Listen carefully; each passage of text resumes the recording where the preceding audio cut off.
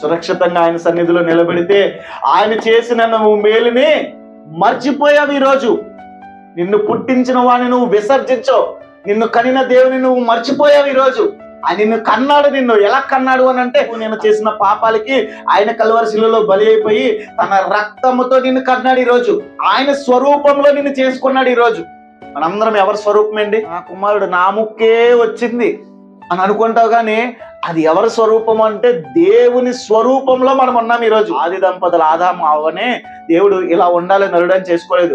ఆదాముని ఎలా చేశాడు అని అంటే ఆయన స్వరూపంలో చేసుకున్నాడు అని అంటే, ఆదాము అవ్వలు ఆ స్వరూపం నుంచి వచ్చిన మనం ఎవరి స్వరూపం అంటే దేవుని స్వరూపంలో మనం ఉన్నాం. ఈరోజు ఆయన మనల్ని కండితే మనం ఏం చేస్తున్నామంటే ఈరోజు మనము ఆయన్ని మర్చిపోయాం. ఈరోజు ఆయన మర్చిపోవడమే కాకుండా ఏం చేస్తున్నారంట, విసర్జించేసామంట. మనం ఈరోజు విసర్జించాం. ఈరోజు ఆయన మేలులన్నీ మనం విన్నాం, మనం మర్చిపోయాం. ఈరోజు మనం ఆయన పక్కన పెట్టేశాము.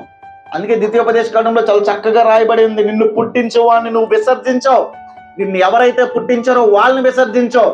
ఈరోజు తల్లిదండ్రులను విసర్జించే వాళ్ళు ఉన్నారు, అన్నదమ్ముల్ని విసర్జించే వాళ్ళు ఉన్నారు, ఆత్మీయ తల్లిదండ్రులను విసర్జించే వాళ్ళు ఉన్నారు.